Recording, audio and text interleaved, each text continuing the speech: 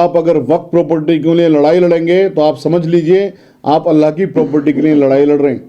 आप रामलीला ग्राउंड के अंदर उस दिन 10 लाख लोग लेके आ जाइए, 5 लाख लोग लेके आ जाइए, मैं आपको यकीन दिला रहा हूं सरकार की मजाल नहीं है कि वक्फ एक्ट को चेंज करने की कोशिश कर ले, वक्फ को छीनने की कोशिश कर ले। कब्रिस्तान छीनेंगे, सबके छीनेंगे, मस्जिदें छिनेंगी, सबकी छिनेंगी, दरगाहें छिनेंगी, सबकी छिनेंगी, खानकाहें छिनेंगी, सबकी छिनेंगी। दोष अकेले मेरे का नहीं होगा। वक्फ संविधान विरोधी है तो फिर जो ट्रस्ट एक्ट है हमारे देश के अंदर वो क्या है, जो हिंदू एंडोमेंट एक्ट है उसको वो क्या है। यानी मैं अपनी प्रॉपर्टी अल्लाह ताला को अगर गिफ्ट करूं या किसी और दूसरे इंसान को गिफ्ट करूं तो असंवैधानिक हो गई। जैसे वक्फ बोर्ड को दान दे रहे हैं गवर्नमेंट वाले लोग, हमारी प्रॉपर्टी हमें दान, कितनी मजाक की बात है ये। तो ये जो वक्फ प्रॉपर्टियां हैं ना तो ये एनिमी प्रॉपर्टी है, ना ये वैक्यू प्रॉपर्टी है, ना ये किसी के बाप की प्रॉपर्टी हैं। ये सिर्फ और सिर्फ मुसलमानों की और उनके बाप दादाओं की प्रॉपर्टियां हैं। अंबानी तो मुसलमान नहीं है ना, अंबानी को किसने दी वक्फ की प्रॉपर्टियां, इतना बड़ा सरमाया दे दिया उसको। डीएम प्रशासनिक अधिकारी होता है, आप इसे जुडिशरी की पावर दोगे तो यानी कि आप एक स्तंभ को खत्म करना चाह रहे हो।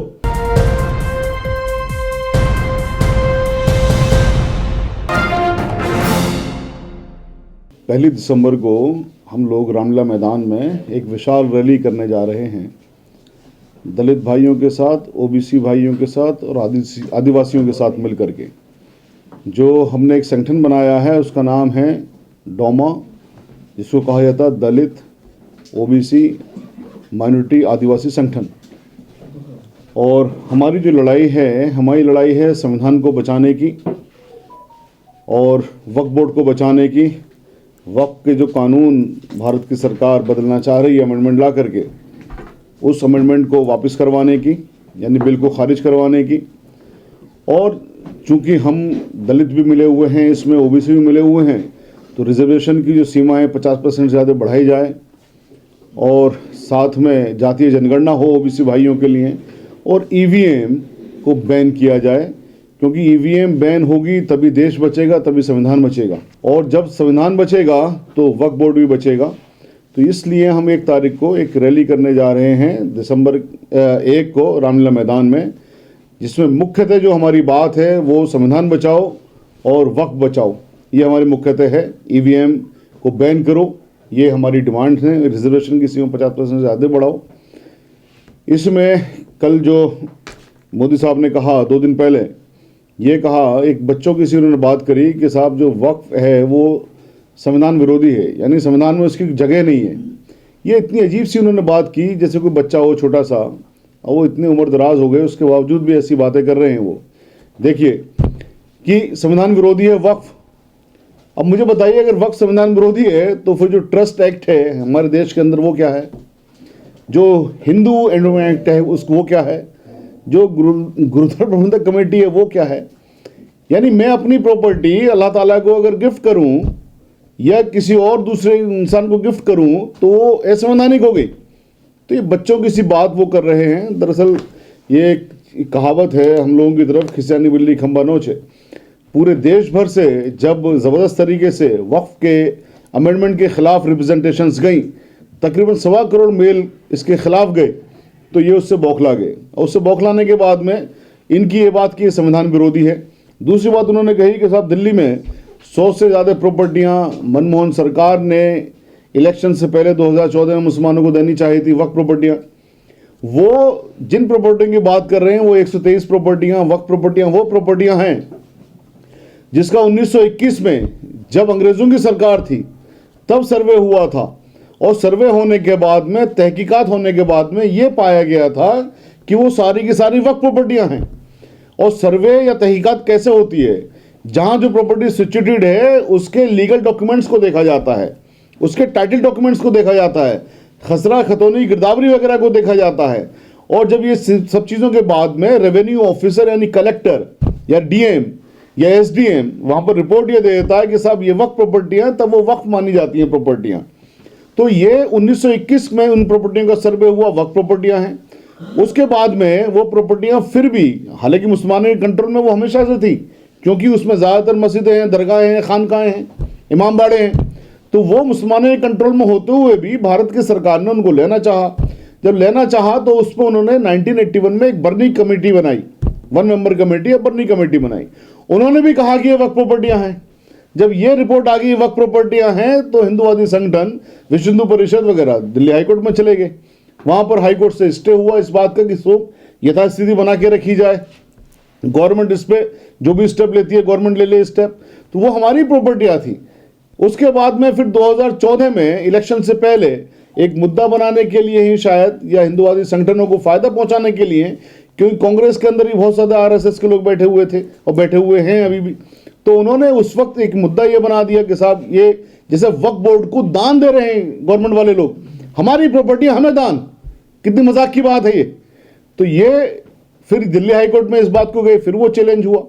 उसके बाद में फिर मोदी जी की सरकार आई। मोदी जी की सरकार ने भी एक 1 मेंबर कमेटी बनाई और उस 1 मेंबर कमेटी ने भी कहा कि ये वक्फ प्रॉपर्टियां हैं। तो मोदी जी तो चूंकि उनकी सरकार की जो पॉलिसी है वो एंटी मुस्लिम है, तो उन्होंने कहा हम इसको इंप्लीमेंट नहीं करेंगे। तो वहां पर भी 2 मेंबर कमेटी बना दी। 2 मेंबर कमेटी की रिपोर्ट भी लंबित है। तो इस तरह की चीजें आप देखिए, हमारी प्रॉपर्टियों को अभी जो मोदी जी के 2 बयान, एक तो ये कि असंवैधानिक है, वो बचकानी बात है, दूसरी ये कि मनमोहन सरकार ने अपीजमेंट के लिए 100 से ज्यादा प्रॉपर्टियां वक्फ बोर्ड को दे दी थी, ये बात भी गलत है, सरकारी डॉक्यूमेंट के साथ में गलत है। तीसरी चीज, रिजिजू साहब ने कहा, पार्लियामेंट में कहा, कमाल की बात है, देखिए क्या बच्चों की सी बातें करती हैं। पार्लियामेंट में क्या कहा? पार्लियामेंट में कहा कि जो लोग पार्टीशन के वक्त पाकिस्तान चले गए वो अपनी प्रॉपर्टियों को वक्फ करके चले गए। ये बेसिकली वो प्रॉपर्टियां हैं जो लोग पाकिस्तान चले गए, उन्होंने जाके पाकिस्तान में ले ली। रिजिजू साहब तो लॉ मिनिस्टर भी रहे हैं, फिर भी उनको इतनी सी बात नहीं पता कि जो लोग पाकिस्तान गए उनकी प्रॉपर्टियों को भारत की सरकार ने एक्वायर कर लिया। वो प्रॉपर्टियां कहलाई इवैक्यू प्रॉपर्टी, और उन इवैक्यू प्रॉपर्टी को जो लोग पाकिस्तान से हिजरत करके हिंदुस्तान के अंदर लोग आए, पाकिस्तान से माइग्रेशन करके हिंदुस्तान आए, वो प्रॉपर्टियां सारी की सारी उन लोगों को दे दी गई, अलॉट कर दी गई। इस देश के अंदर इवैक्यू प्रॉपर्टी एक्ट बना। इवैक्यू प्रॉपर्टी एक्ट की डेफिनेशन आप पढ़ लीजिए। इवैक्यू का मतलब होता है जो लोग पाकिस्तान चले गए, उनकी प्रॉपर्टियां यहां रह गई, वो प्रॉपर्टी इवैक्यू प्रॉपर्टी कहलाई। तो ये दोनों तरह के झूठ फैलाए। तीसरी उन्होंने कहा कि साहब ये प्रॉपर्टियां एनिमी प्रॉपर्टी हैं। एनिमी प्रॉपर्टी भारत सरकार लेके बैठी हुई है। तो ये जो वक्फ प्रॉपर्टियां हैं, ना तो ये एनिमी प्रॉपर्टी हैं, ना ये वैक्यू प्रॉपर्टी हैं, ना ये किसी के बाप की प्रॉपर्टी हैं। ये सिर्फ और सिर्फ मुसलमानों की और उनके बाप दादाओं की प्रॉपर्टियां हैं, या जिन लोगों ने अपनी मर्जी से उनको दान कर दिया उनकी प्रॉपर्टियां हैं। तीसरा एक झूठ क्या फैलाया जाता है कि साहब ये वक्फ बोर्ड तो जिस प्रॉपर्टी पर हाथ रख देता है वो उसकी हो जाती है। बड़े इस पे सोशल मीडिया के अंदर चलती है। होता दरअसल इसके खिलाफ है। क्या होता है कि वक्फ प्रॉपर्टी की जिस प्रॉपर्टी पर भी गवर्नमेंट हाथ रख देती है वो प्रॉपर्टी छीन लेती है। अभी दिल्ली में ही आप देखिए, बिल्कुल रिसेंट बात है कि सीजो कॉम्प्लेक्स के पास में लाल मस्जिद की 15 एकड़ जमीन भारत की सरकार ने छीन ली, वक्फ की जमीन छीन ली। दिल्ली में 123 प्रॉपर्टी जिनकी बात चल रही है उनको छीनना चाहती है। इनके अलावा 300 और प्रॉपर्टियां हैं, 300 और प्रॉपर्टियां हैं जो भारत सरकार ने देश की आजादी के बाद से एक्वायर करी दिल्ली में वक्फ प्रॉपर्टियां। जबकि कानून क्या है वक्फ का? दफा 51 में यह लिखा हुआ है कि वक्फ प्रॉपर्टियों को कोई एक्वायर नहीं कर सकता, बेच नहीं सकता, खरीद नहीं सकता, ट्रांसफर नहीं हो सकती। उसका मतलब तो अल्लाह ताला है। अल्लाह ताला क्यों बेचेगा किसी प्रॉपर्टी को? लेकिन सरकार को अगर किसी चीज़ की ज़रूरत पड़ती है वहाँ पर सड़क बनाने के लिए या कोई पब्लिक पर्पज़ के काम करने के लिए, तो उन प्रॉपर्टियों को वो ले सकते हैं। लेकिन उन प्रॉपर्टियों को लेने के लिए वक्फ बोर्ड के चेयरमैन की परमिशन लेनी होगी और वक्फ बोर्ड को कंपनसेट करना पड़ेगा। ना तो वक्फ बोर्ड की परमिशन ली गई, मैं रेस्पॉन्सिबिलिटी के साथ ही बात बता रहा हूँ, उन 300 प्रॉपर्टियों को भारत दिल्ली के अंदर एक्वायर करने के लिए, और ना वक्फ बोर्ड को कंपनसेशन कभी दिया गया, क्योंकि वक्फ बोर्ड को तो गुलाम बनाया हुआ था। तो आज तक जो वक्फ बोर्ड गुलाम है, बजाय उसको आज़ाद करने के आप उसको ख़त्म करने की बात कर रहे हो। करना तो ये चाहिए था कि हम साहब, आप जी वक्फ बोर्ड आपका गुलाम है, वक्फ बोर्ड का फ़ायदा मुसलमानों को नहीं पहुंच रहा है, तो हम इसको आज़ाद करते हैं। जिस तरह से सरदार भाइयों के पास में पूरे अख्तियारात हैं अपनी बॉडी को चुनने का। गुरुद्वारा प्रबंधक कमेटी एक्ट इसी देश के अंदर है, लागू है, उनका अलग इलेक्शन कमीशन है, उसमें सरदार लोग इलेक्शन करके अपनी बॉडी को चुनते हैं। हमारी बॉडी को नहीं चुनी जाती साहब।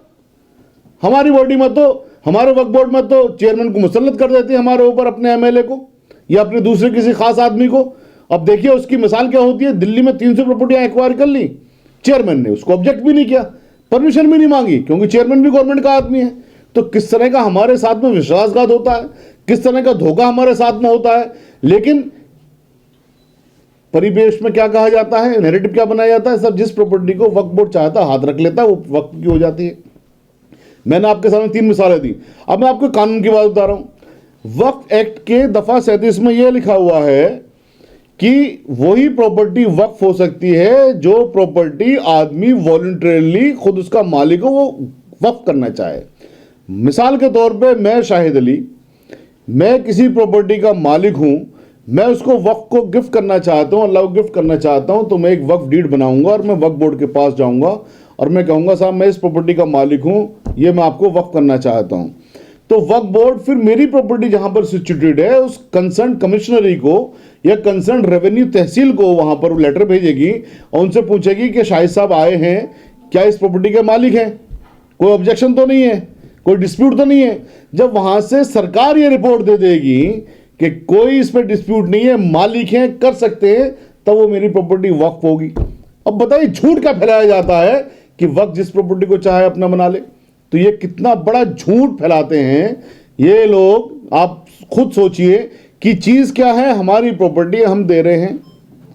अंबानी तो मुसलमान नहीं है ना, अंबानी को किसने दी वक्फ की प्रॉपर्टियां, इतना बड़ा सरमाया दे दिया उसको, जो तमाम बहुत सारे गवर्नमेंट डिपार्टमेंट्स हैं, बहुत सारे और बिल्डिंगें हैं वक्फ की प्रॉपर्टी में बनी हुई हैं।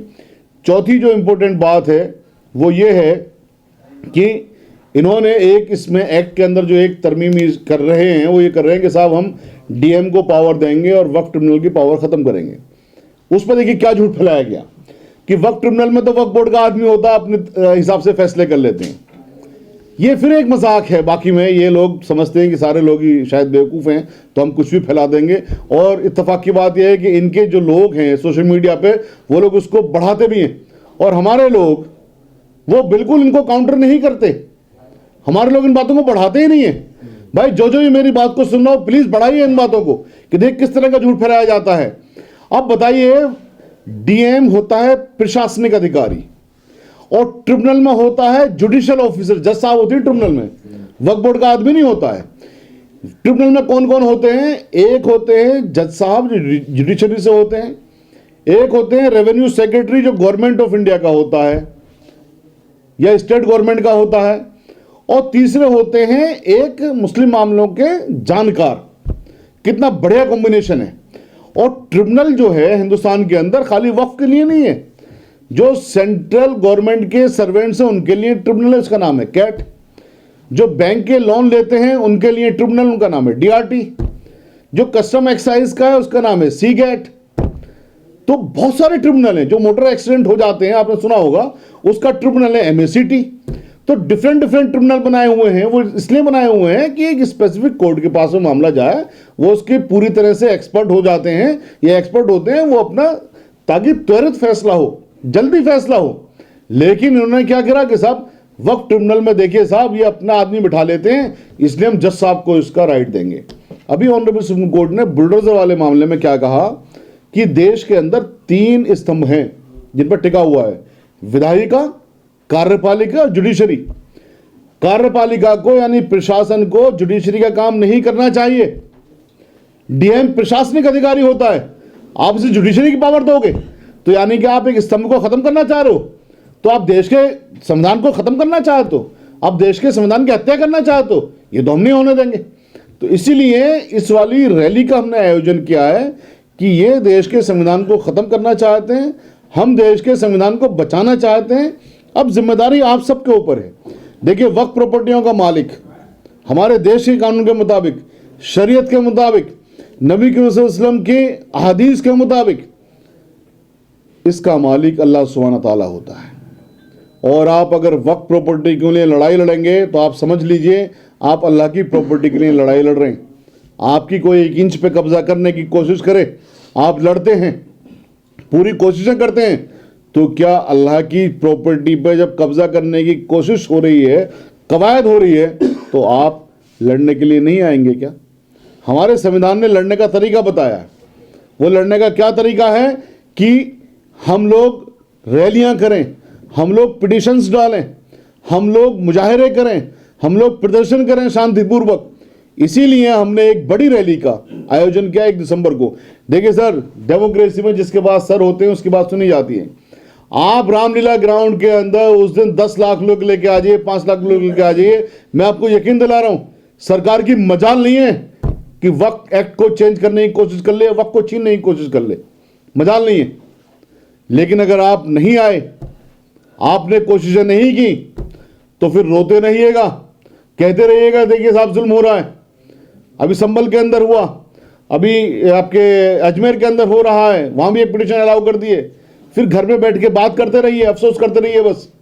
लेकिन अगर आपने ये कोशिशें कर ली तो आप यकीन रखिए, जिस थीम पर, जिस आइडियोलॉजी पर, जिस विचारधारा पर इस देश का निर्माण हुआ था, गंगा जमनी तहजीब, हिंदू मुस्लिम साथ रहेंगे, लकुम दीनुकुम वलिय दीन, उनके दीन में कुछ ऐसा नहीं है कि हम उनके साथ नहीं रह सके, हमारे दीन में कुछ ऐसा नहीं है कि उनके साथ नहीं रह सके। उनका दीन मुबारक, हमारा दीन मुबारक, हम साथ साथ रह सकते हैं। इसी कॉन्सेप्ट के साथ में ये देश आगे बढ़ेगा, ताकतवर बनेगा। मैं एक और आखिरी चीज बता दूं, वक्फ प्रॉपर्टियों का इस्तेमाल 3 तरह का होता है। एक सिर्फ रिलीजियस, कब्रिस्तान हो गए, खानकाएं हो गई, दरगाहें हो गई, मस्जिदें हो गई। एक होता है उसका चैरिटेबल, यानी कि हमने अस्पताल खोल दिए, कॉलेजेस खोल दिए, सड़कें बना दी। एक होता है हमारा सोशल में हमने पेंशन दे दी अपने बुजुर्गों को, अपनी बहनों को जो बेवा हो गई हैं, या वो जो आपके डिवोर्स हो गए हैं, या हमने अपने बच्चों को पढ़ाई के लिए स्कॉलरशिप दे दी। तो ये इतनी बड़ा आपके पास सरमाया है, 30 से 35 लाख रुपए का हर मुसलमान तकरीबन मालिक है। इन प्रॉपर्टियों को अगर आपने आज़ाद करवा लिया, इन प्रॉपर्टियों को आपने अगर आज़ाद करवा लिया, वक्फ बोर्ड को जो गुलाम बना हुआ आपने अगर आज़ाद करवा लिया, आपने सरकार को रोक दिया अगर कि वक्फ बोर्ड को वक्फ प्रॉपर्टी को ना छीन पाए, तो आप यकीन जानिए आप लोग सबसे अमीर लोग हैं। आप लोग इस देश का बजट भी फाइनेंस करने में सक्षम हैं। आप लोगों की प्रॉपर्टियों को, हमारी प्रॉपर्टियों को अगर हमने सही तरीके से इस्तेमाल कर लिया, तो उसके बाद में हम हर शहर के अंदर हर साल एम्स से अच्छा हॉस्पिटल खोल सकते हैं, कॉलेज खोल सकते हैं, एक यूनिवर्सिटी खोल सकती हैं, बहुत बढ़िया वाली। इतना हम कर सकते हैं और उससे फिर पूरा देश आगे बढ़ेगा, पूरा देश मजबूत होगा, पूरा देश ताकतवर होगा। मैं फिर बता दूं, वक्फ प्रॉपर्टियों से अगर हमारी प्रॉपर्टियां हमें मिलती हैं आज़ादी के साथ, गुरुद्वारा प्रबंधक कमेटी के तर्ज पे एक्ट बना करके हमें दी जाती हैं, किसी हिंदू भाई का नुकसान नहीं है। ये नैरेटिव फैलाया जाता है। नैरेटिव क्या फैलाया जाता है? जिस प्रॉपर्टी बाहर रख दो उनकी हो जाती है ताकि हिंदू हमसे खिलाफ हो जाए। इसीलिए डोमा का निर्माण हुआ है, इसीलिए हमने डोमा का निर्माण किया है कि हिंदू मुस्लिम ना कर सके, ये कम्युनल बात ना कर सके।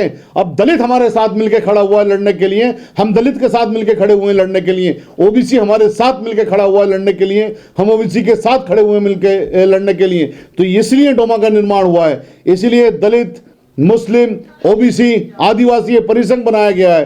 तो आप आइए 1 दिसंबर को, ज्यादा से ज्यादा तादाद में आइए, रामलीला ग्राउंड को भरने का काम कर दीजिए। मैं आपको यकीन दिला रहा हूं, अगर आपने ये काम कर दिया, किसी की मजाल नहीं है कि आपके या हमारे इस वक्फ के कानून की तरफ कोई आंख उठा के भी देख ले, इसको छीनने की कोशिश कर ले। आखिर में अगर आपने इसे बचाने की कोशिश नहीं की, फिर दोष मत देना शाहिद अली को या किसी और को। हमने अपनी कोशिशें कर दी हैं, जो भी कर सकते हैं। कब्रिस्तान छीनेंगे, सबके छीनेंगे, मस्जिदें छीनेंगी, सबकी छीनेंगी, दरगाहें छीनेंगी, सबकी छीनेंगी, खानकाएं छीनेंगी, सबकी छीनेंगी। दोष अकेले मेरे का नहीं होगा। मैंने अपनी बात कह दी है, अब अल्लाह जाने, आप जाने। शुक्रिया।